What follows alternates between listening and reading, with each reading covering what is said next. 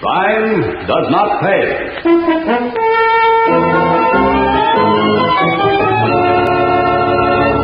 How much you get for the coat, kid? Half a C. Not bad at all. Not so bad it stinks. Eddie. Save it, Jackie. You know it as well as I do. We take a chance on jail, snatch the coat. The price tag says $250, so the Fagin gives us half a C. 50 lousy bucks. That's a sucker's racket. It's beer and pretzels, ain't it? I hate beer, and pretzels only make me thirsty. So beautiful. Maybe you got an idea? Have I got an idea? Gather round, boys. Have I got an idea?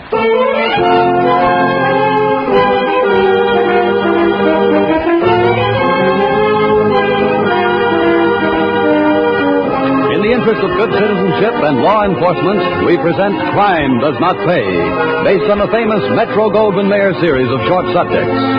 In just a moment, you will hear Clothes Make the Woman, starring Jean Muir.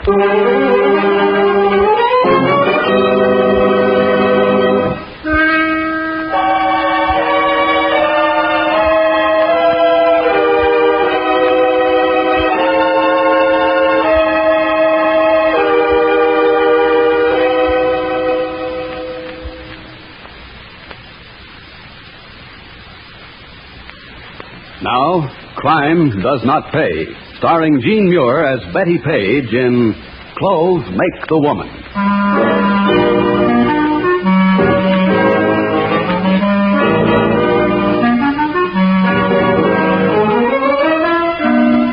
Every year, hundreds of thousands of dollars are lost by department stores, large and small. Lost through the activities of shoplifters. Every store maintains its protective force, its detectives, but still the losses mount. In the end, the thieves are caught. But the stolen goods have passed through the hands of the fences into the possession of perfectly decent citizens who are susceptible to bargains. Betty Page and her boyfriend Jackie Benson worked in this racket. One of their operations was like this. I'd like to see something a little more expensive, miss. Yes, miss. My wife and I don't buy a new winter coat every year, and when we do, maybe you've got something with fur on it. If you'll step this way, please. Thank you.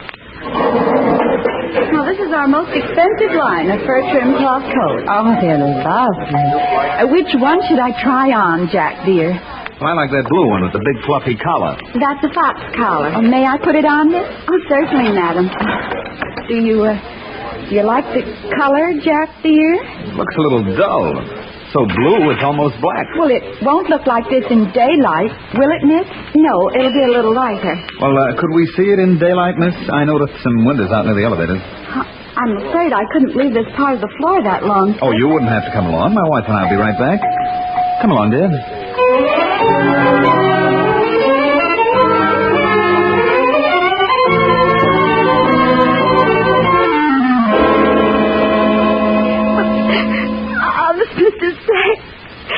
They seem like such nice people. They all seem like nice people, Carter. They fooled even me. Sometimes. Really, Mary, how could you have let it go so long before you called me? But there is a long walk to the windows of the elevators. We were so busy I didn't dare leave the floor, Mr. Martin. Oh, no. $250. I don't know how I'll ever pay it back. Now, easy, young lady. The store is insured, you know. Now, tell me once more exactly what happened. Like I said, Mr. Sack, they seemed like such a nice couple. You hear the names? Just Betty and Jack. Go on. Well, she liked the coat. He wanted to see it in daylight. I let them go to the elevators with it. There are windows there. Oh, I'm so sorry, Mr. Martin. She left her own coat on the chair. A coat worth $12.50 at the most. After they asked to see the more expensive models. You're altogether too trusting, Mary. Not anymore, I'm not.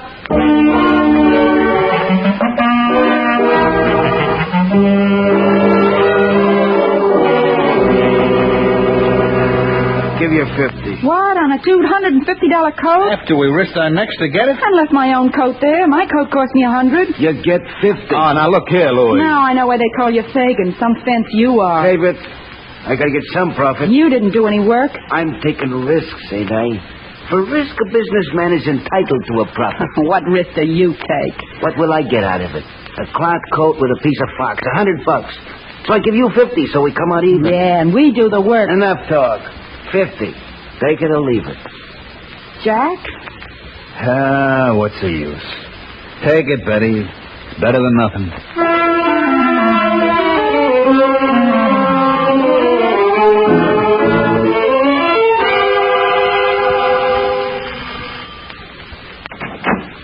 Joey, hiya, fella. Cold. I could use a drink. Hey, Betty, it's a dip. Hi, Joey. Beautiful, a man wants a drink. I heard him. I'm reading the paper. Okay, honey. Betty's sore, Joey. Fagin chiseled us as usual. Louis? That thief? Yeah.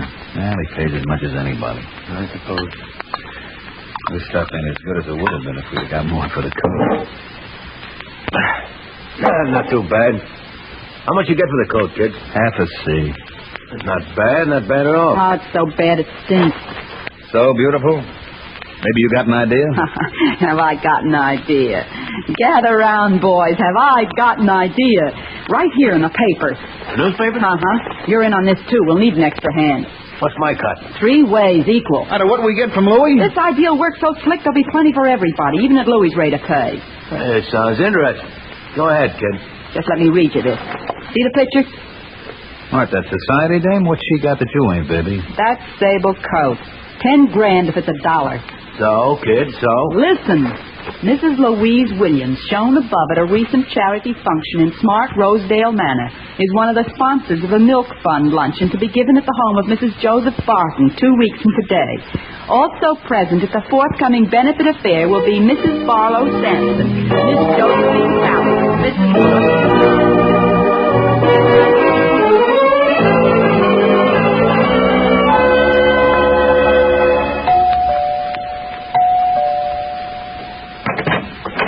Good afternoon. Oh. The service entrance is around at the back. Sorry, there's no time for that. Mrs. Barton called us at the last minute and told us the luncheon guests will be arriving in just about 45 minutes. Very well, come in. Where do you wish to set up? Anywhere convenient off this foyer. Joe, give me a hand with the coat racks. And, I'm Jameson. Yes, well, Jameson, where can the lady go to freshen up? There's a lavatory down the hall. Third door on the right. Thank you, Jameson. These are the baits for the coat rack, Jack. Back to the load. Okay. Pull around the back and get comfortable in the car for later. Right, so let's... Shall I send someone to lend a hand with the racks? Well, you could hold this then. No, I guess you couldn't. Is there anything you will need before the guests arrive? But there's nothing I'll need. Except for you to go ahead and tend to your buttling, if that's the word. How do I look, darling? You in black satin. Hey, it's neat. How'd you pour yourself into that? And why? There's no men around this operation except me, Joey, and that Jameson. Oh, that's why, dear. Some of these society ladies show everything they've got, and I intend to keep your mind on me and the job. Are the racks ready? All in place. Hey, look at the frail coming down the stairs. That's Mrs. Barton, you dope. Now you know why I'm wearing what I'm wearing. May I ask, please, what you're doing here? I'm terribly sorry, Mrs. Barton. You are Mrs. Barton, aren't you? Yes, I am. Explain yourself, please, young lady. Well, your butler, Jameson, called us. The Acme Portable Hat and Coat Checking Service. This is our specialty service in private homes. And half of our tips go to the fund which the functions we service are given for. That's a nice idea. Strange Jameson didn't tell me he'd called you. Well, he called us half an hour ago. In the rush of preparation, he must have forgotten. Perhaps. I've been dressing during the last half hour. Oh, excuse me, the door. I'll answer it, madam. Never mind, Jameson. I want you to check the service pantry. Thank you, madam. Oh, what a life he leads. Yes, madam. No, madam. I'll do it, madam. Quiet, you fool. Louise, darling. Lottie, dear. I'm so glad you came early. But I thought I might have something to do. Not a thing, darling, not a thing. Except have a cocktail and keep me company. Well, that would be a pleasure. Check your coat, dear. Tips go to the milk fund. Of course. It's a wonderful idea. I do so hate to have all the bedrooms mussed with coats and things. It was Jameson's idea. One of these days, I'm going to steal that man right from under your roof. You try, darling. Just you try. Oh, no, wait. Just a moment. Let me see that coat on you. Oh, haven't you seen it before? Only in that picture in the Tribune. Oh, it's luscious. Leopold, of course. Oh, thank you, dear. Yes, of course it's Leopold. Could anyone else match skins like these? Here's my coat, young lady. Thank you, ma'am. We'll take care of it for you.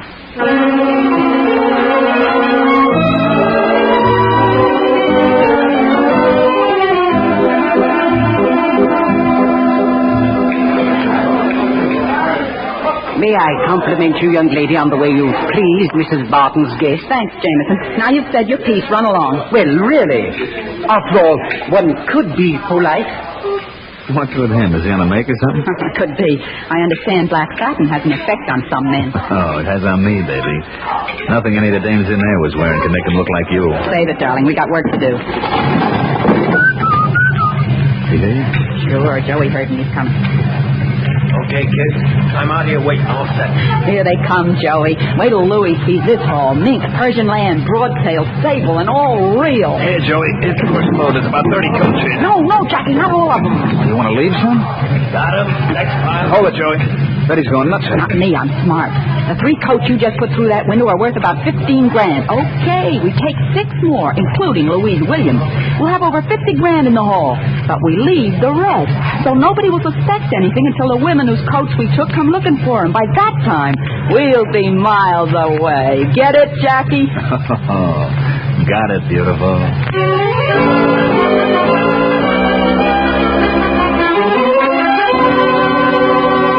In just a moment, Crime Does Not Pay will continue with Clothes Make the Woman.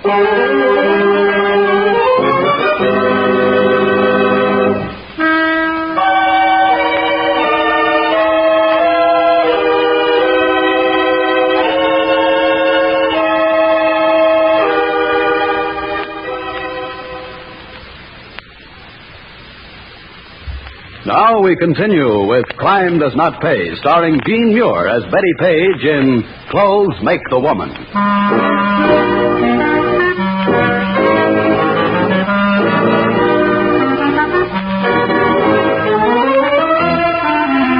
Stolen goods have little value unless there is a market for them. It's up to the fence, the receiver of the goods, to find that market. In the case of Betty Page and her friends, Louis Fagin Keller had to find the market. He waited a sufficient length of time and then approached his first possible customer. Who is it? You decent, Patty? Who is it? Louis Keller, remember? Not my favorite bargain hunter. And finder. Do I get into the dressing room with the best torturing and done? At least in your opinion. Come on in, Louis. Get yourself comfortable. I gotta make a change. Yeah. Hey, you're looking wonderful, Patty. Louis, when I come out from behind this screen, you're gonna need another word. That's all. Go with me, Louis. No top, no back, practically no front. And cost an arm and a leg. But not mine. I bet on that. Patty, in the market for real bargain? What is it this time, Louis? Ice? No. Sables. Yipe. You got it on you? I'm not crazy yet. You don't carry 10 G's worth of sables around like they were silver foxes. Are they hot? And you know me better than that, Patty. Do I? Say, how I look? Good enough to eat, and then some. Sables go good with gold lame. Not hot, Sables. I don't peddle hot stuff, Patty. You know that. Well, how then? Well, some people went broke. I bailed them out of hot. Wife gave me the coat for cash. Oh, I believe you. How much? 5 G's? Too much. What's the offer? 2.5. Not a nickel less than 3.5. I gave 2 for it myself. 3.5. It's a deal. When? Tonight, when you finish your last number. That, Patty, is Keller's service.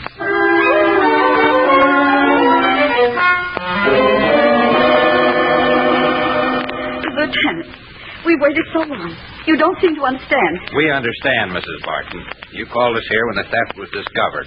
We questioned your butler and the other servants. Your butler says the coat check people told him you called them. You say they told you he called them. Total 0. When we have nothing to work with, Mrs. Barton, there's practically nothing we can do. Except wait. Wait, Lieutenant. How long? For what? No one knows how long. For a break. A break. But surely the insurance company... They have their own people. They've seen us. They think it's your butler. Jameson? Impossible. He worked for my father, now for me. He's known me since I was born. People get funny ideas sometimes when they need money. Jameson wants for nothing. He never will. Nothing you know of, Mrs. Barton. Now, let it be, Stone. The butler's all right, so are the other servants. In fact, they're so all right and so used to everything being normal, they were perfect setups for the crowd that pulled this job. Surely, Lieutenant, there must be something you can do. I won't be able to hold up my head. In my house, to have such a thing happen. When the break comes, Mrs. Barton, we'll be ready. But what kind of a break, Lieutenant? Mrs. Barton, 85% of the population of our prisons talk themselves in. We'll get our break with patience.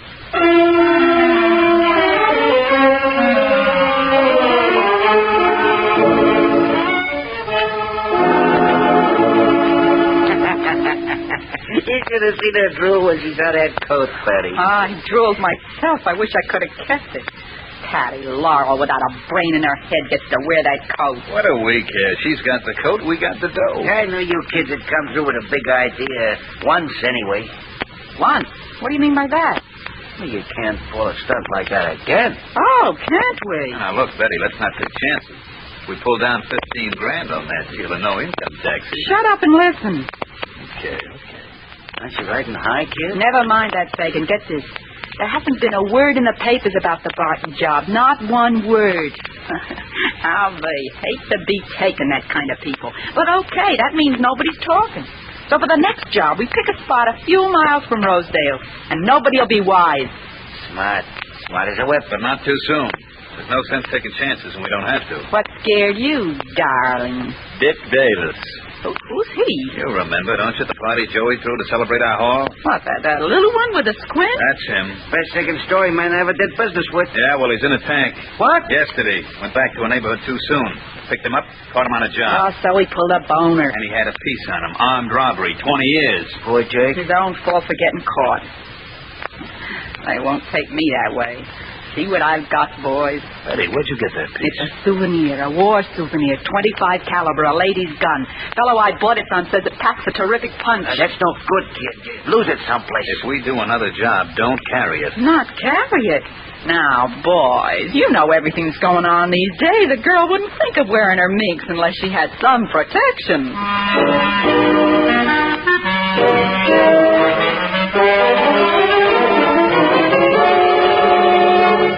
Look, Davis, we're not playing dominoes. You got a choice. 20 years to life for armed robbery, or we'll pin the 4th Street killing on you. You can't do that. You can't, Lieutenant. You wouldn't fight an innocent man. Oh, wouldn't I? But I don't know nothing. I always worked alone. You know that. Please, Lieutenant, give me a break, will you? You had to have someone sell your halls for you. Who was it? I sold it myself. Peddler. Honest. Stone, is the conference room free? The one downstairs? If it isn't, it will be. Say, did you know, Lieutenant, they just did a new soundproofing job down there. Yeah, man could yell his lungs out and nobody'd ever hear him. Wait a minute. That's so. How nice. What do you say we test the soundproofing with little Richard here? No, you can't. It's against the law.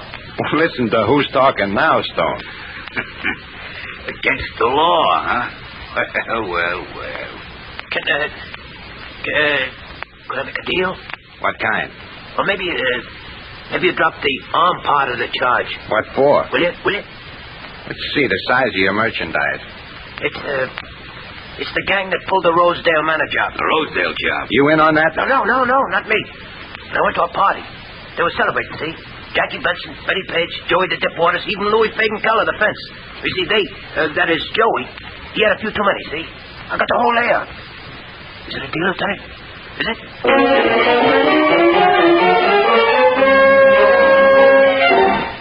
Patty, I want to see your new coat. On or off, Lieutenant? Save it for the suckers out front, Patty. Where's the coat? In the closet. And I paid good, honest money for that coat. Yeah, sure. The money was honest, but how about the man who sold it to you? How about Louis Keller? This it? Yeah, that's it. What do you do? Hey, stop it! You're ruining the coat. You got no right Shut to up, do it. Patty. But This is stolen goods, and you know it. See? Yeah. Here's the furrier's code mark. The what? Furrier's code on the skins under the lining. Good as fingerprints. You don't mind if I borrow your sables for a few days, do you, Patty? I'll give you a receipt.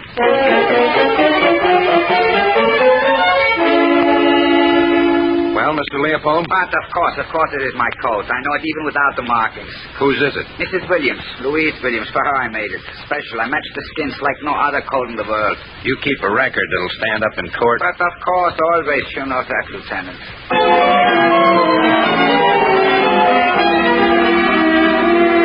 Yes, Mrs. Barton, we got our break. We found Mrs. Williams' coat. Oh, Louise will be delighted. No more than I am, Lieutenant. I'm sure you are. Now then, Mrs. Barton, we'll get all the coats back if you'll cooperate with us. What can I do? You have a lot of friends, Mrs. Barton. Do you think one of them would go so far as to arrange a benefit affair like yours? Say, someone who lives about 10 miles away from you, Mrs. Barton?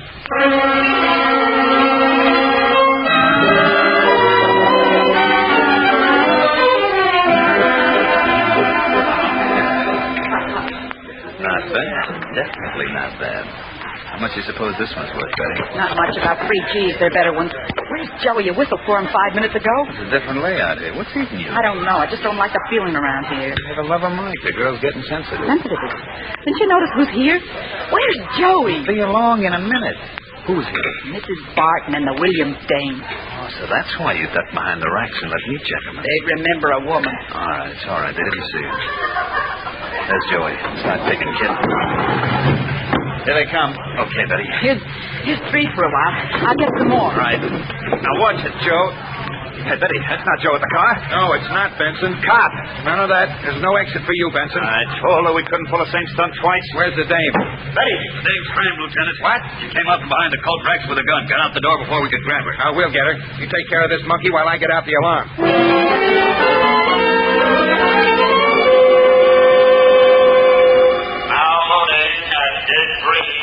Westbound flight 301 for St. Louis, Albuquerque, and Los Angeles. Now loading at gate 3. Hey, you had a good hunch, Stone. Restroom covered? Inside and out, Lieutenant. Check. Let's go. Pardon me, miss. You're Betty Page, aren't you? Sorry. I'm afraid you made a mistake. I'm not... Yes, you are. The young man over there says so. His name is Jack Benson. Jack Benson? A bull, a filthy rotten. Oh, no, you can't blame a man for finding his way out of a long-term rap. I can blame a man for anything. Got a gun, Lieutenant. Dirty rotten. Joey! Ladies, don't play with guns. Not around me, anyway. You didn't have to break my wrist. You didn't have to. I wouldn't worry about that. It'll have plenty of time to heal where you're going.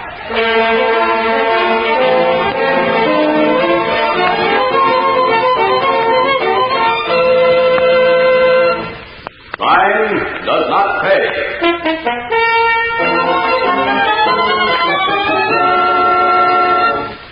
Jean Muir, who was starred as Betty Page in Clothes Make the Woman, will be back with you in just a moment.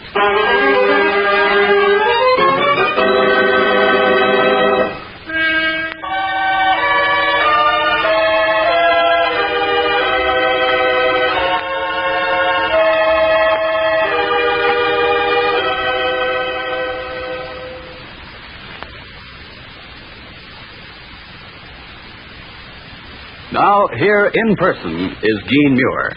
To me, the most interesting side of the character of Betty Page is her background, a part of her which, unfortunately, there's no time to dwell on at length. Invariably, though, girls like Betty Page reached and passed a point in their lives where they were denied the nice things they saw other girls have, through no fault of their own, and denied, too, the means to get those things honestly. With a good education, a job, or the future, Betty would have become a useful citizen. Her mind, and she had a good one, would then have worked for, not against, society. It follows, then, that the fundamental causes of Betty's career in crime lie at the door of society as a whole. It is up to us, the everyday citizens, to understand those causes and to destroy them, because for us, as well as for the Betty Pages of this world, crime does not pay. Thank you, Jean Muir. Crime Does Not Pay is written by Ira Marion and directed by Mark B. Loeb, with music composed and conducted by John Gart. Technical advisor is Burton B. Turkus. The events, characters, and names used in the story you've just heard are fictitious. Any similarity is purely coincidental.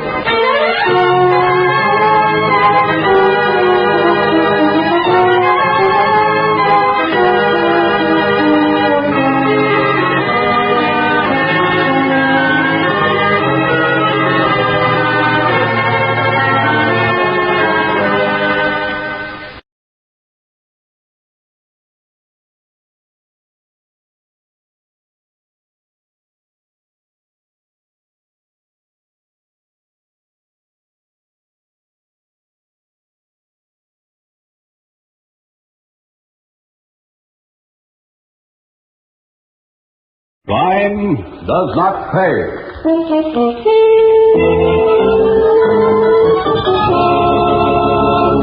Where are we going, Dasher? Going? We're not going. We're there. Yeah, you heard him, Georgie. We're there.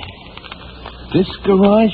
Sure, what's wrong in the garage? Just the place for a nice friendly game. Come on up the ramp, Georgie. I don't feel like playing, Dasher. Sure you do. You said so. Yeah, but I just remembered I don't have no dough on me.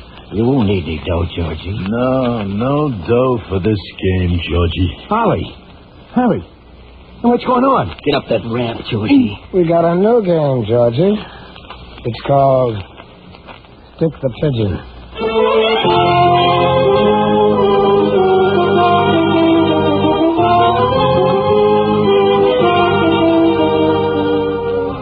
Of good citizenship and law enforcement, we present Crime Does Not Pay, based on the famous Metro-Goldwyn-Mayer series of short subjects. In just a moment, you will hear Dead Pigeons, starring Myron McCormick.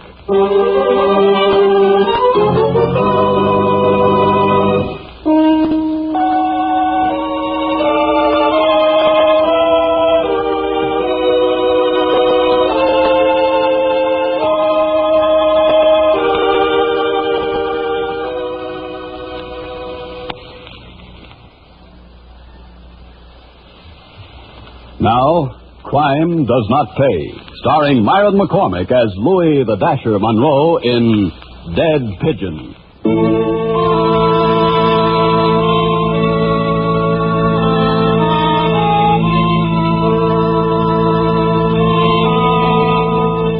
They breed in the slums of the big cities and in the slums of the rural countryside, those parched earth, sagging roof slums of the farmlands.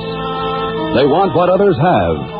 And when the proper means does not exist, they take what they want, making jungles of their minds and living according to the jungle's law of kill or be killed. They give each other nicknames for color. Louis the Dasher because of his velvet-colored topcoat and pomaded hair. Ohio Ollie because of the tune he whistled. Jack the Kid for obvious reasons. But Harry Roper had no nickname. His last name was enough. Harry was an expert with a 4-foot piece of clothesline. They met, these four, as the general staff under the Dasher's command to consider a matter of security. Cut it, Ollie. This is business. Oh, meeting called order. You heard the Dasher. Go ahead, Dasher. Make with the talk. It's a cinch. George has got to go. George? That punk, what did he ever do? One word. Pigeon. George? A stoolie? You heard me. It don't seem possible. Pipe down. Listen to the kid. I'm walking down East Main, see? Minding my own business. That's different for a change. Cut it, Ali. Okay. So you was walking down East Main. Yeah. About a block up the line, I see George. You know that crazy walk of his, the way one shoulder to the left one is always lower than the other? It's always easy to tell him that far away. Get on with it. Anyways, all of a sudden, up comes a prowl car alongside George. The door opens, in jumps George, like he was used to it all his life. Just in with the cops. Well, an hour later, I'm in the drugstore across from the station house. Out comes George and walks away. That don't prove nothing. Maybe they had a piece on him from the prowl car. That was the day they picked up Stan right out of his hideaway. Nobody knew where he was, except us and George. What else? The day before they broke up the game back at Marty's Laundry, George was down at the DA's office. 2 days before they shot it out with Johnny Sugar, I saw him make a pinch on George. A rap that didn't stick more than 3 hours. That's enough. Me, too. When do we give it to him, Dasher? Tonight, if we can find him. We'll find him. Want me to look? George likes me. We'll all look. 2 by 2. What's the pitch? You'll stay with me. We'll make the candy store at Seneca and Newcastle our headquarters. Harry, you take Ollie. Work out of the all-night beanery over at Lincoln and Park. That's near the garage where the kids stashed that hot car. We'll check by phone from the pay stations. Whoever finds George talks him into a small game in the garage. No shooting, understand? I want Georgie to know why and how he's getting it.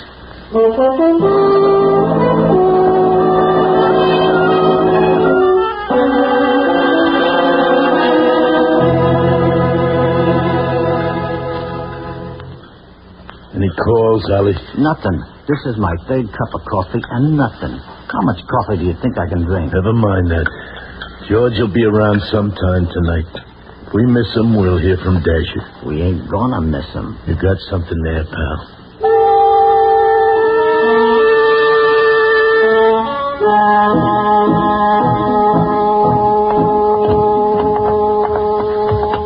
How much longer are we gonna walk, Dasher? Till we find him. Why'd we use the car? My feet are killing me. George wouldn't get in a car. Anyhow, wear shoes the right size. The dames don't care if you got big feet. I suppose Harry and Ollie found him? If they did, Pop's got a message over at the store. This kind of thing always spoils a party for me.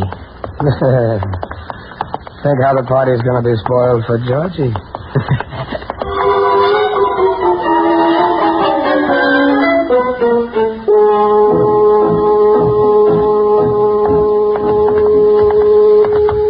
I never noticed before. The street's awful quiet this time of night. Oh, morning. That's why I said no guns. I get it. So, George. Take a look at this. Over here under the lamppost. What is it? A note. Read it. Meet me in my office Wednesday, 10 a.m. Tom Edwards. Hey, that's the DA. Let's walk. I figure we'll plant that note on George. When the cops find him, they'll find a note. Newspaper boys will get it and print it. And everybody will know George was a stoolie. They'll pin it on us. Don't worry, kid. First, Edwards is DA in the next county. He couldn't be interested in us. 2, I want everybody to know. The other pigeons will know, too.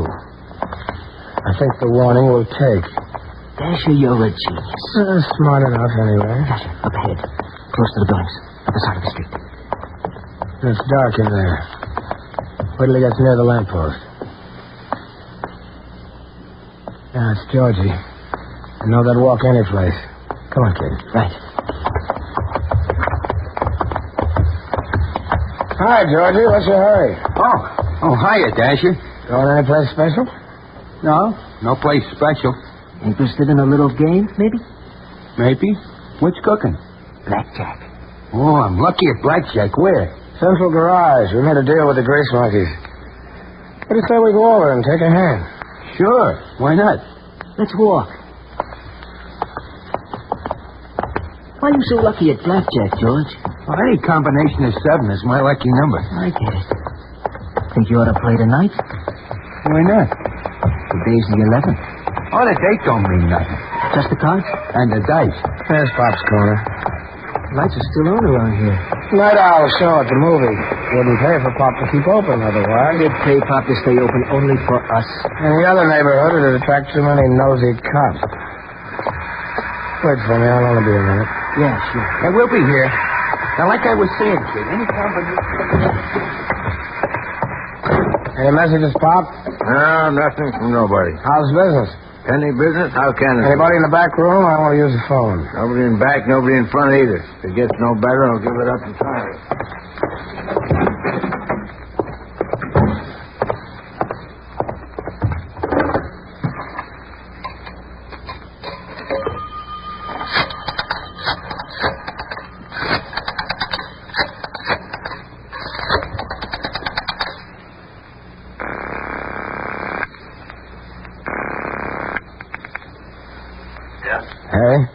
We got him. Check. 15 minutes. And double check.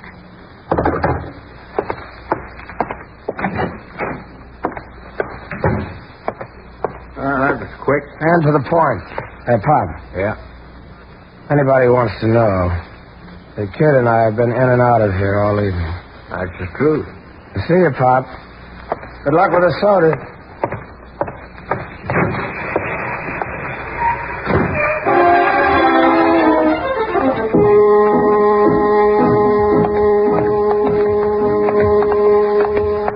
We almost there, Dasher? Almost. Why? My feet hurt. That's what I said just before we met you. Funny. They're okay now. Thought you said Central Garage, Dasher. Did I? Where we going, Dasher? Going? We're not going. We're there. Yeah, you heard him, Georgie. We're there. This garage? Sure. What's wrong with the garage? Just the place for a nice, friendly game. Come on up the ramp, Georgie. I don't feel like playing, Dasher. Sure you do. You said so. Yeah, but I just remembered. I don't have no dough on me. You won't need any dough, Georgie. No dough for this game, Georgie. Holly. Harry. You here, too? Hey, what's going on? Ramp, Georgie. Hey. We got a new game, Georgie. It's called Stick the Pigeon. No, you can't. Come on, get him inside before he wakes the whole neighborhood. Get up there. Look at this. No, get him in the back, way back. Come on. That's it. No, I didn't do nothing. Honest, I'm clean. Stand. Half of money. And for Johnny Sugar. I couldn't help it, Dasher. They had it on me for that registry job. They was going to fry me if I didn't talk. Now, Dasher. What else did you tell him? Nothing, I swear. Let me go, Dasher. Let me live, Dasher. Dasher. Go on, Harry. Only 4 feet long, Georgie. No, not the rope. What do you got for him, kid? Steel. Makes a hole about a 16th of an inch across. Big enough. No, shoot me, Dasher. Not the pig. Shoot me. You're gonna burn, Stan. Marty will work his hands off in a jute mill. Johnny will go to the rock. We hate stoolies. And in a very few minutes, you, my friend, are going to be one dead pigeon. Okay, son. No, I don't want to die. No, please. Don't let me forget the note, kid. This pigeon is going to make a real fancy dressed package.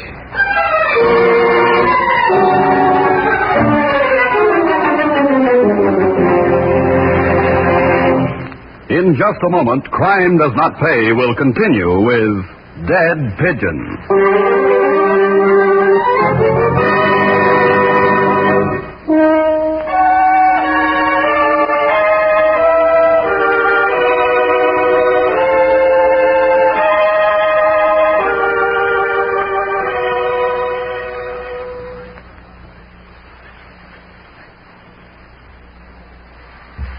Now, we continue with Crime Does Not Pay, starring Myron McCormick as Louis the Dasher Monroe in Dead Pigeon.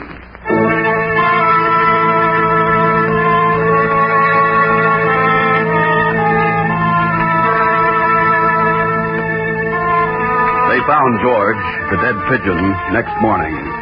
The stolen car in which his body was tossed was abandoned on a quiet, tree-shaded residential street. A passing policeman noticed the cloth of George's coat caught in the door of the locked car.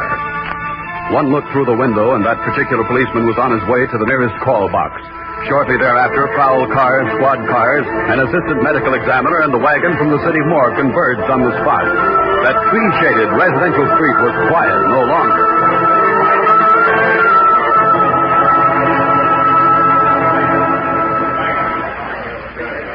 DME is through, Lieutenant. Death by multiple stab wounds and strangling. Pockets? No, nothing except this. Now, meet me. My office, Wednesday, 10 a.m., Tom Edwards. Oh, Billy Dew from the DA. Yeah, next county. Must have been a stoolie. We'll find out since we check his prints. Let's have a look at him.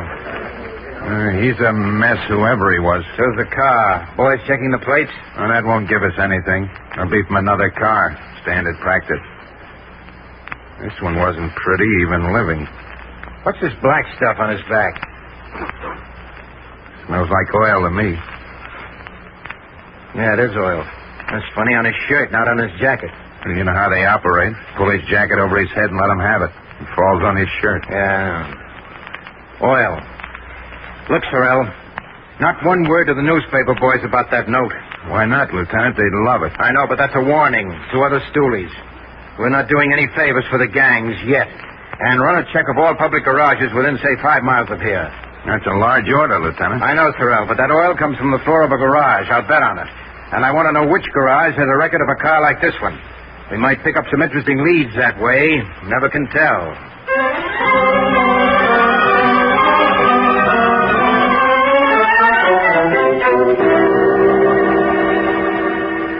Company's come, Lieutenant. Picked up Joey here when he came to work tonight. Lieutenant Swenson, this is Joe. Hello, Joe. They still call you the baker? No more, Lieutenant. I'm going straight now. I got this job and been sticking to it. Honest. He's washing cars at that certain garage. Well, just tell us the truth, Joe. You'll be all right. I don't know nothing, Lieutenant. I pick up and deliver cars, too. I'm out of the garage most of my shift. Yeah, we know that. You're reporting to the probation officer, Joe? Yes, sir. I thought so. You know, I think you're a lucky break for us. Me? Lucky for you? Sorrell, get a chair for our friend Joe. Of course, Lieutenant. Would you sit down, Joe? That is what... I said sit down. Yes, sir. Now start talking, Joe. What about? Oh, stop that. You know about accessory after the fact. I don't know nothing. There was no call either to pick up or deliver at your garage from midnight last night until 4:12 this morning. The record's here on this sheet. You were there. All right. I was sleeping in one of the cars where I could hear the phone. And hear and see a murder committed. The murder our medical examiner says took place between 1 and 4 a.m. this morning. That left blood stains in the rear corner. That left oil smears on the back of the victim. You didn't sleep through anything like that, Joe. Now stop stalling, or you'll go back to your cell up the river. Have a heart, Lieutenant. If I talk, I'm good as dead. If you talk, you'll live longer and better. Better than behind bars, Joe. I can't. He was a stoolie. They'll give it to me the same way. And you saw it. You did see it. I'm scared to talk, Lieutenant. I want to live. If all the lily lived. All right, Sorrell. Take him down to Davis Street Jail and lock him up. But I didn't do anything. You're a material witness. And your bail is going to be as high as the DA can get the judge to make it.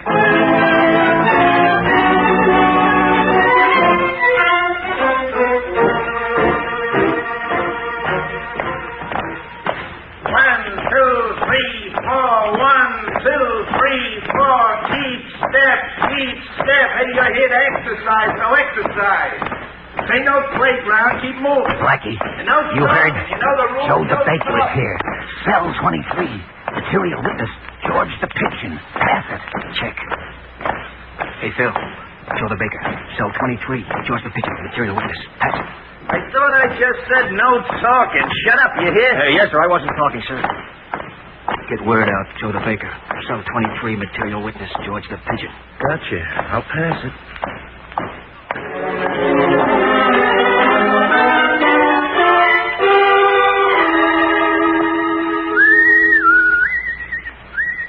Here I am, Keys. Is that you, Wally? Yeah. No name's Jerk. Sorry, I heard something on the grapevine over Davis Street. Spill it. They got a witness on that pigeon killing. They couldn't. Who is it? Joe the Baker, remember? Yeah. Where was he? Asleep in a car. Noise woke him up. Brother. Dashiell will want to know about this.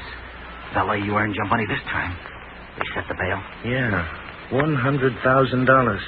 Looks like they want to keep him.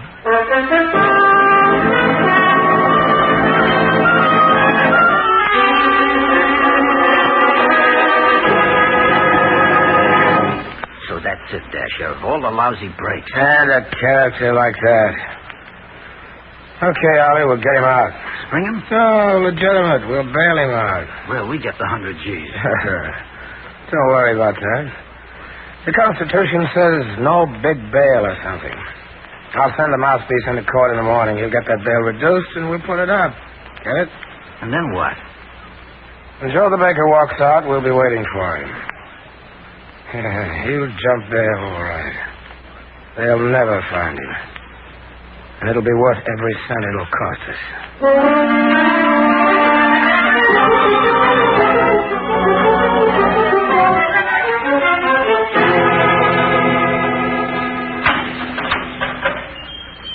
Okay, pal, you can have bail now. Me? Who put up 100 G's for me? How should I know? Only it wasn't that much. Some mouthpiece talked to the judge. It's down to 10 G's. So long, Joe. It was nice knowing ya. Drop me the postcard, Joey, if you can. Get going, pal. I ain't going. What? I don't know who put up the money. I ain't got no mouthpiece. I ain't going. Can't make me go if I don't want to. I don't want no bail. I want to stay here where I'm safe. You think I'm crazy? The minute I step on the street, I'm dead. I won't do it. Nobody can make me.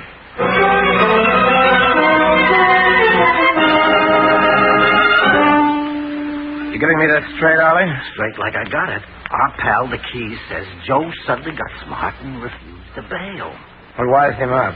Seems like the other characters in his cell block began wishing him goodbye. That's what he got. I'd like to... Easy, Dasher. That's my job. Those dumb, stupid... Next thing you know, the baker will start to talk. I wouldn't be surprised if we could just get him out for 30 seconds. Yes. Haven't you any imagination? Figure something. As long as he stays in there, who can touch him? Well, how about a writ or something? Well, they're holding him as a material witness without a charge for his own protection. Don't look good to me. We can't get him out, and we can't get in. Can't we? What are we paying that jailer for? A news broadcast?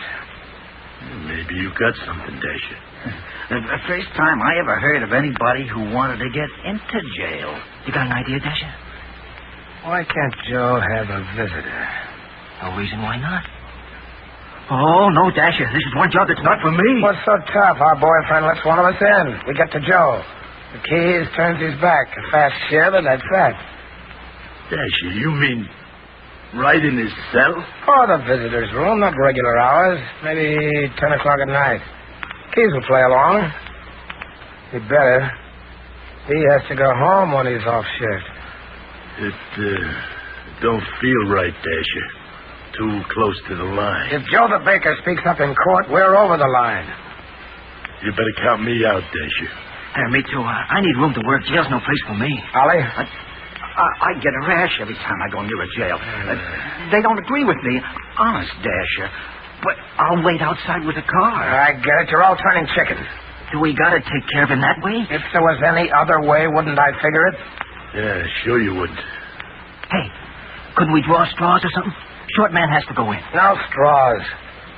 A job like this you have to want to do or you'll slip someplace. All right. This is the way it has to be. Ollie. Yes. Contact your pal. Okay. Joe the baker gets a visitor. Tonight.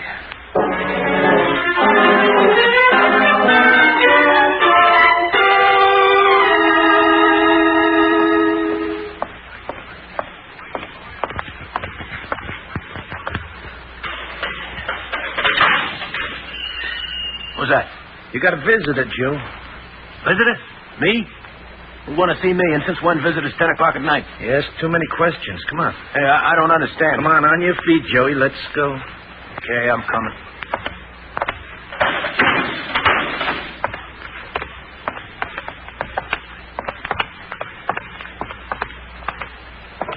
Hey, this ain't the way to the visitor's room? Well, not the day room. At night, we got a special place down near the kitchen. Yeah. Okay. It's in here, Joey.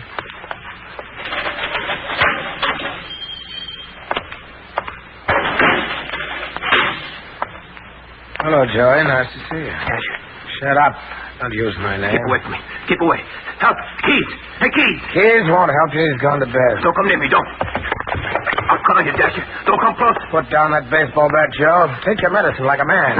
Ice cream. Chocolate ice cream. We use the bat to pack the ice in the ice cream freezer. What a break. Put it down, Joe. Be nice, and I'll make it quick. Otherwise, in the belly. Come on, put it down, Joe. I won't. You don't get me, Dasher. I'll break your arm. Put away that shiv, Dasher. Put it away. You're gonna get it, Joe, just the way Georgie got it, and you know about that. I saw you. Keep away from me, Dasher. Well, get those bats. All right, Dasher, drop that knife. Get out, Flatfoot. I thought he was going to cut me. I thought he was going to cut me. Well, I will, you lousy. Wait till he up. Got a hard chin, Dasher. Yeah, my jaw. My jaw's cracked, you. Bracelets on him, Sorrel. You didn't figure we'd have a tail on you, did you, Dasher? You didn't figure we'd pick up Ollie and the kid and Harry in the car outside. And you didn't figure to fry for killing Georgie, did you, Dasher? You just didn't figure a lot of things.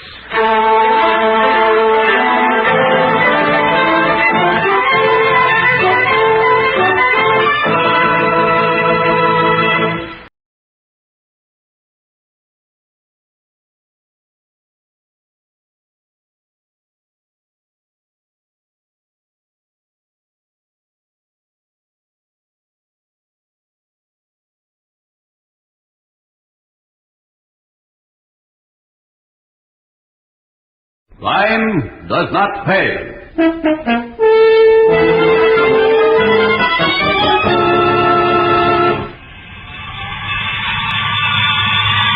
Silly, I'm going out. This time of night? What for?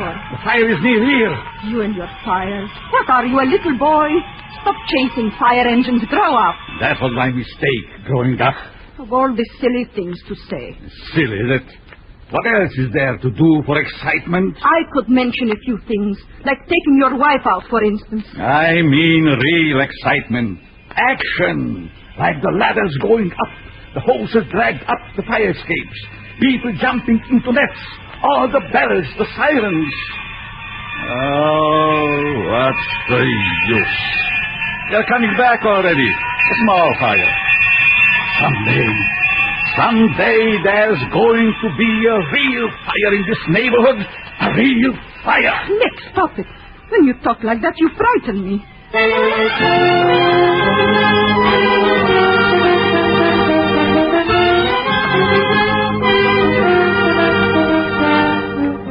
In the interest of good citizenship and law enforcement, we present Crime Does Not Pay, based on the famous Metro-Goldwyn-Mayer series of short subjects. In just a moment, you will hear Gasoline Cocktail, starring Bela Lugosi.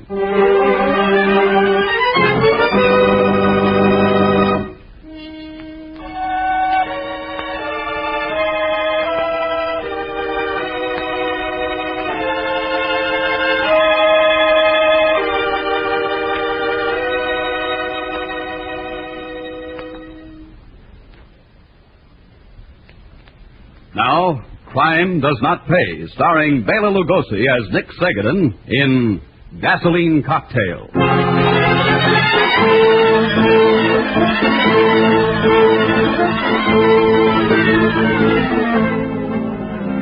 Sometimes the trouble begins out of sheer frustration. The need for excitement, the need to blow off steam, can cause a man's mind to work in devious ways. There's the thrill holdup, the beating administered more to the world at large than to the immediate victim. The theft for the sake of the dare it represents. With Nick Segadin, it was the lighted match, the licking flame, and of course the roar and scream of the fire engines racing through the city streets. Two lines in the front door. Line up 74 and 56 engines. There's pipes standing by. Doors, Chief. All right. Pull out the men from 25 trucks. Steady. Turn in the second. This one's too hot for us to handle without help. Yes, sir.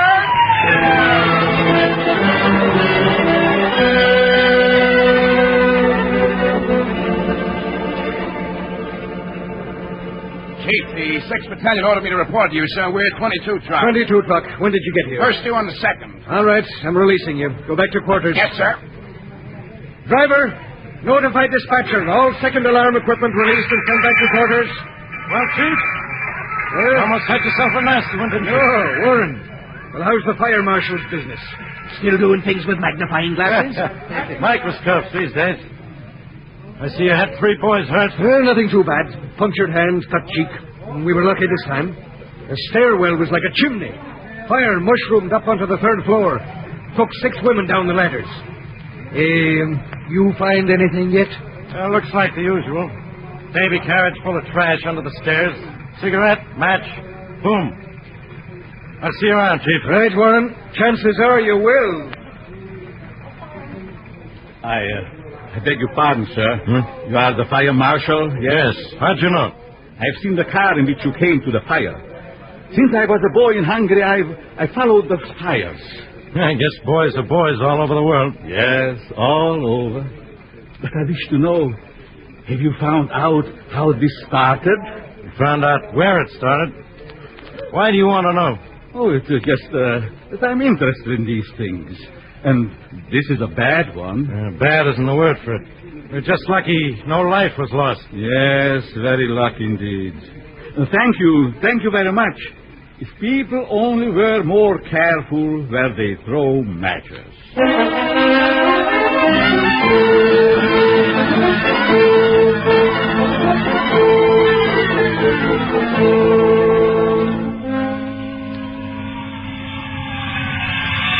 Sylvie, I'm going out. This time of night? What for? The fire is near here. You and your fires. What are you, a little boy? Stop chasing fire engines. Grow up. That was my mistake, growing up. Of all the silly things to say. Silly, is it? What else is there to do for excitement? I could mention a few things, like taking your wife out, for instance. In the old days in Budapest, you ran after the engines with me. Now I wish I hadn't. There was excitement then. Now what? A job to go to. With men I would not care to look at. Then back to this house, day after day, night after night. No, Nick, not night after night. And even though you don't care to look at the men, you look at a girl, all right. Sylvie, this is... I know her name, Edna Hall, and her address, 5546 Erie Street. Yes, I know. But if you think, Nicholas Segadin, that I let go of you, you are wrong. Wrong. But don't you see this is all in your mind? In my mind? I have walked past her house. Of course there is a house in your mind. All this is like myself and the engines. You wish for excitement, and there is none. So, my poor Sylvie, you make it up out of your head that I, your Nicholas, go for rides in a car with another woman.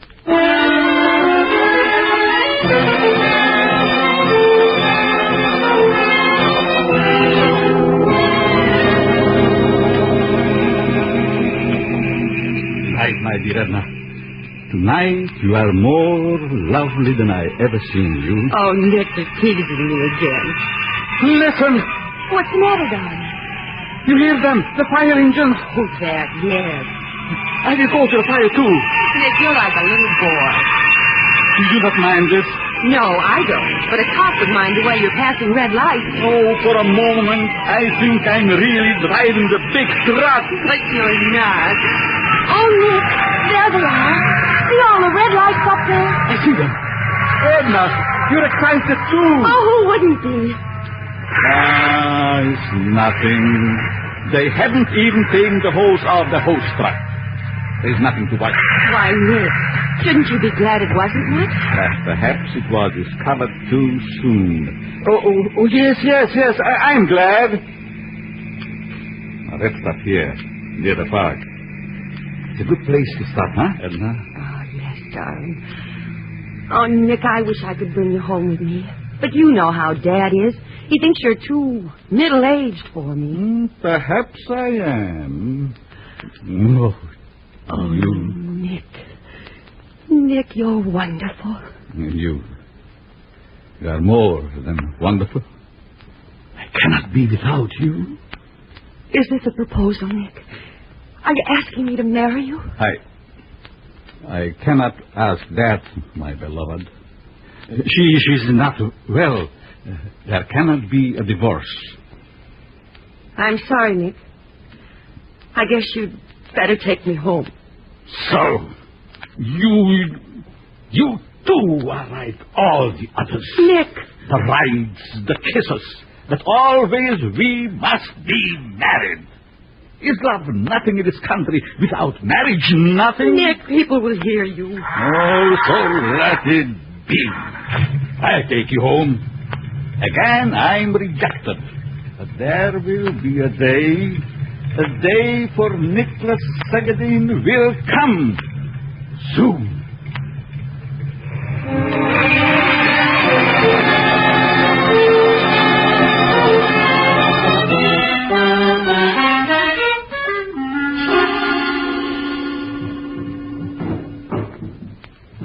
Nick, what in heaven's name are you doing in that closet? Looking for something. Why didn't you ask me first? All right, I ask you second. The glass jug. in which came the wine from your father. Where is it? Right up there on the shelf. I straightened the closet yesterday. Thank you. You need this rag, Sylvia? No. What do you want with it? Always questions. Oh, Nick. You've been like your old self these past few days. You've been home at night. I told you once I'm not changed. What do you want with the jug? I am cleaning the seats in the car. So I will draw gasoline from the tank into the jug, and with that rug, I will wipe. Very simple, isn't it? Oh, be careful, won't you, dear? Careful. Yes. Gasoline burns and explodes. Be careful. Yes. I will be careful. Very careful. But like everything in this world, if the gasoline explodes in the proper place, it is all right. Explodes? Where, Nick? Where? Where else but in the motor of the car? Where else?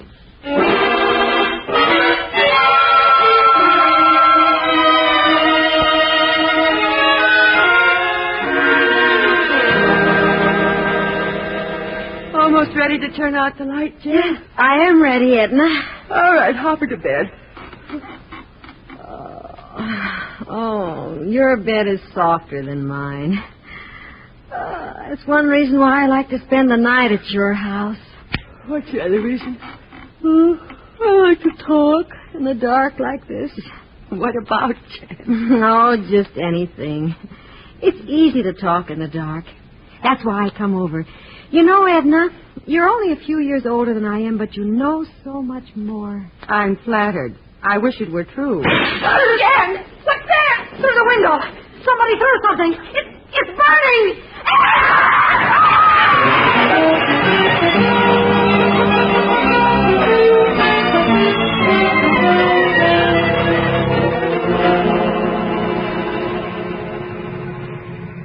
Fireman Denny, Truck 25 reporting, Chief. We found a couple of roasts on the first floor. Whereabouts, Denny? Room where the fire started, sir. Seems to have been a bedroom, sir. The metal frame of the bed is still recognizable. Anything on the man in the other bedroom? Yeah, doctor said it's smoke poisoning and shock. He'll be all right. Okay. There's a public ambulance coming down from City Hospital. Now have it take the bodies to the morgue. But don't bring them out on the street until the ambulance is here. Yes, sir. And notify the dispatcher I'm releasing 22 truck and 74 engine. Well, if it weren't for those two deaths, this might not have been as bad as it looks.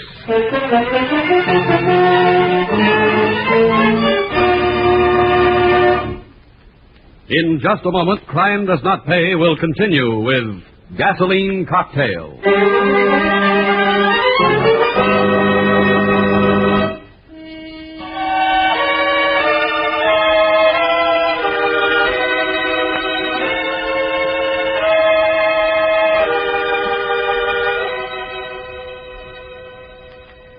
Now, we continue with Crime Does Not Pay, starring Bela Lugosi as Nick Sagaden in Gasoline Cocktail.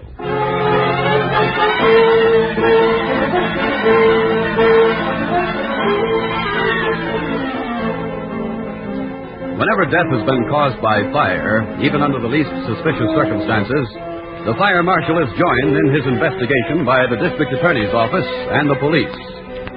Therefore, the day following the death of Edna Hall and her guest Janice, 3 men checked over the wreckage of what had been the girl's bedroom.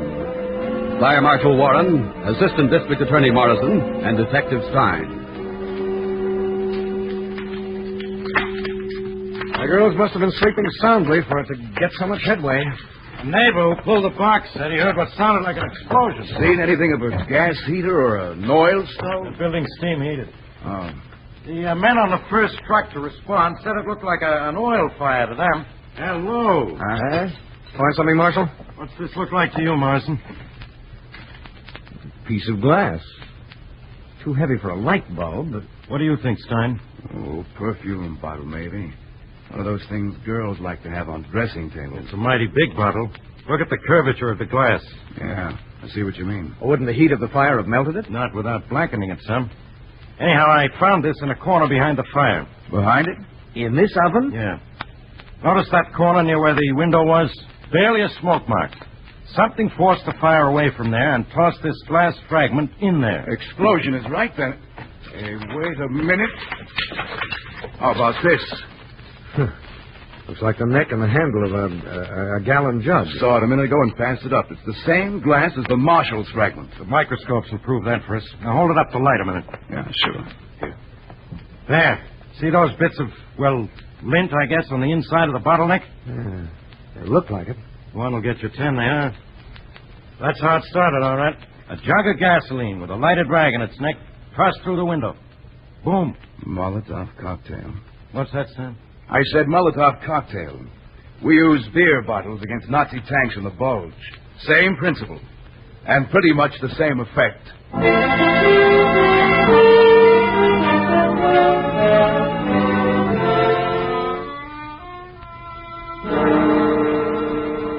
We'll try not to be too long, Mr. Hall.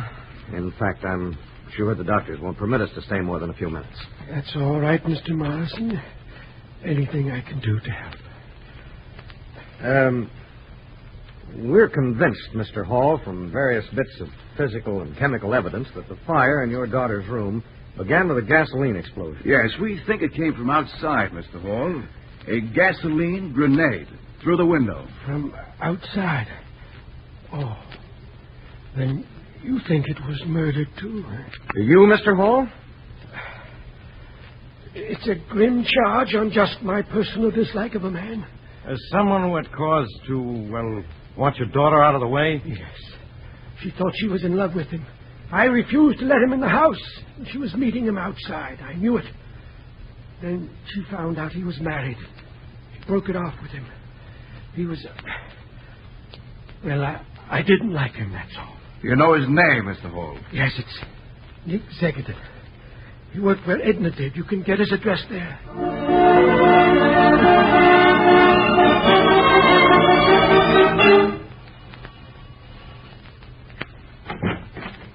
Yes?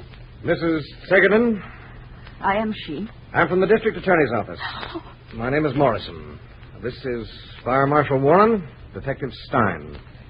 May we come in, please? You can see our credentials if you wish. Oh, no. Come in. Thank you very much. Sure. Please, sit down. We'd like to see your husband. We understand he hasn't been to work for 3 days. I'd like to see him, too. When did you see him last, Mrs. Segedin? 3 nights ago. He went out. He did not come back. Did he do anything funny that night, ma'am? No, nothing. Just he went out to clean the seats of the car. With what, Mrs. Segedin? Oh, with gasoline. Where'd he get it? The gasoline, I mean. Oh, from the car. In a glass jug in which we had wine. Well, that makes some sense. What do you think he has done? We think he killed someone. A girl named Edna Hall. And we think he used the gasoline. You better tell us where he's gone, ma'am. I don't know. I knew she was dead. I saw it in the paper. I don't know where he went. One question, ma'am. Does your husband have any family anywhere in this country? Yes. An uncle, Joseph, in Miami. But he wouldn't go there. Thank you, Mrs. Segedin.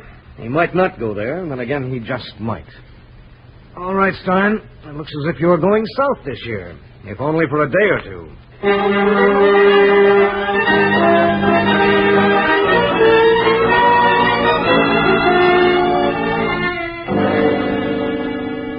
Well, nice place you got here, Mr. Segedin. Bet you do swell business during the season, huh? Good, not so good. We get along. You see what you like? You betcha. 5 pounds assorted. 5 pounds we must make up. He's not ready. Not many 5-pound customers this time of year in Miami. Huh? Not many. You do not mind waiting? Oh, no. Go to it. When I hear at the hotel, sweet spy Segedin are worth waiting for. You try a truffle while you wait, yes? Hey, thanks. Man, that's good. Very good. A service like this we don't get in New York. You live in New York? Yeah. My hometown. I have nephew in New York. That's so? What's his name? Maybe I know him. If you do, you know my name. He is Nicholas Segedin, and that is a name nobody forgets. Besides, he moved just last week. That's so? Where to? Not far. He writes me postal card say he is tired of New York City. He moved to East Orange, New Jersey. Street with very funny name. Porter Street. 118 Porter Street. Like maybe the street guy his suitcase for him. It's very funny, that funny joke. You got a phone booth here? Yes, sir. Right behind. Thanks. While you're finishing up that box, I think I'll make a call. I just remembered. I've got to warn someone about a fellow I know. A fellow who likes to play with matches.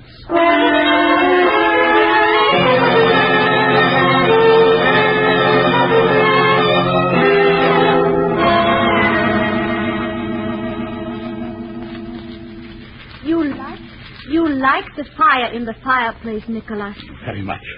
Why? You stare at it so. All day you watch the fire. I'm lucky, Lena. When I rented the room from your mother, I didn't expect that her daughter and the parlor, fireplace, and all were included. Nicholas, you make fun of me. I should say not. But of course not. Then the log falls, so it always makes me jump. Time for another log, isn't it? No, it is too warm in here, Nicholas. You do not need another log. This fire will be too high. Fires are never too high, Lena. Watch the flames. See? It's like a dance. So light, so graceful. But such power, such strength in the flame, Lena. Even from a little match. The whole house sometimes. From a single little match. Nicholas, you must not talk like this. What then? Must I talk about your eyes, your hair, your pink cheeks? You do make fun of me, Nicholas. I don't know about flames, but I know when someone makes fun of me. You are a silly one. Come back here. No, I will go upstairs. I don't like you, Nicholas. I thought I did, but I don't. What's wrong with me? Lena, my dear. I don't know. Inside, maybe something is wrong. No, Nicholas, I do not want to sit and talk with you anymore. They all run away like rabbits, and they don't know why. Tomorrow I find another room. I cannot live with rabbits, but this rabbit will feel my anger. This she will know before very long.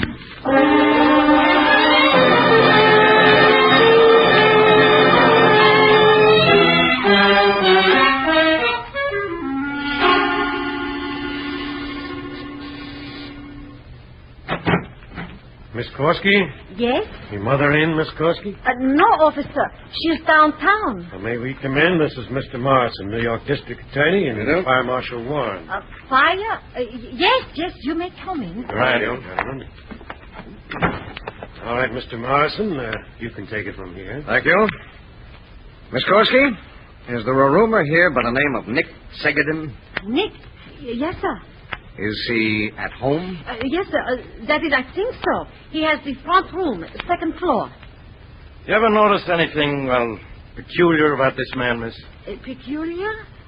No, only he likes big fires in the fireplace. Sounds like your man, Yes. Captain. Let's drop in on him. Right. Which way, miss? Upstairs. First door on the right. Thanks, miss. I wouldn't come any further, gentlemen, if I were you. All right, Segedin. We're here to take you in for arson and the murder of Edna and Janice Hall. It is easy to say. I have a bottle, a beer bottle, gentlemen, filled with gasoline, corked with a piece of rag. I have intended it as a parting gift for my landlady and her daughter. The house is full of mice. I find it's a very effective means. No use, Segedin. We've got you dead to rights, and you know it. One step more, gentlemen. Warren. Now, get that bottle, Marsden. I've got it. Nice shooting, officer. Oh. All right, it doesn't hurt that much, Segedin. It's only through your shoulder. It'll be fixed up good as new long before you burn for what you've done.